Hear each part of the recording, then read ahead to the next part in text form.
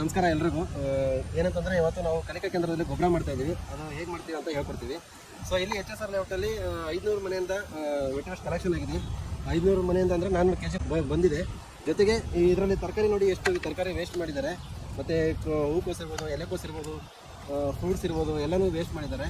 So ಇಲ್ಲೇ ಕಲಿಕಾ ಕೇಂದ್ರದ ಗೊಬ್ಬರ ಯಾವ ಥರ ಮತ್ತು ವೇಸ್ಟನ್ನು ತೋರಿಸ್ತೀವಿ. ಫಸ್ಟು ಬಾಟಲ್ ಬೆಡ್ ಮಾಡಿಕೊಂಡು ಅದ್ರ ಮೇಲೆ ಗೊಬ್ಬರ ಹಾಕ್ತೀವಿ ಮತ್ತು ಎಲೆ ಹಾಕ್ತೀವಿ. ದಪ್ಪ ಐಟಮ್ ಏನಾರು ಇದ್ದರೆ ಅದನ್ನು ಇಲ್ಲಿ ಕಟಿಂಗ್ ಮಾಡ್ಕೊತೀವಿ. ಹೂವು ಏನಾರು ಮಾಲೆ ಬಂದರೆ ಅದನ್ನು ಬಿಡಿಸ್ಕೊಂಡು ನೀಟಾಗಿ ದಾರ ತೆಕ್ಕೊಂಡು ಅದ್ರ ಮೇಲೆ ಗೊಬ್ಬರ ಹಾಕ್ಬಿಟ್ಟು ತೊಗೊಂಡೋಗಿ ಇಲ್ಲಿ ಕಾಂಪೋಸ್ಟಲ್ಲಿ ಹಾಕ್ಬಿಟ್ಟು ಫೈನಲ್ ಆಗಿ ನಿಮಗೆ ಈ ಥರ ಸಿಗುತ್ತೆ. ಇದನ್ನು ಇಲ್ಲಿ ಇರುವಂಥ ಅಕ್ಕಪಕ್ಕ ರೆಸಿಡೆನ್ಸಿಯವರು ತೊಗೊಂಡೋಗ್ತಾರೆ, ಆಮೇಲೆ ರೈತರು ಬಂದು ತೊಗೊಂಡೋಗ್ತಾರೆ. ತುಂಬ ಚೆನ್ನಾಗಿ ಫೈನಲ್ ಆಗಿ ಬಂದಿರೋಂಥ ಗೊಬ್ಬರ ಇದು.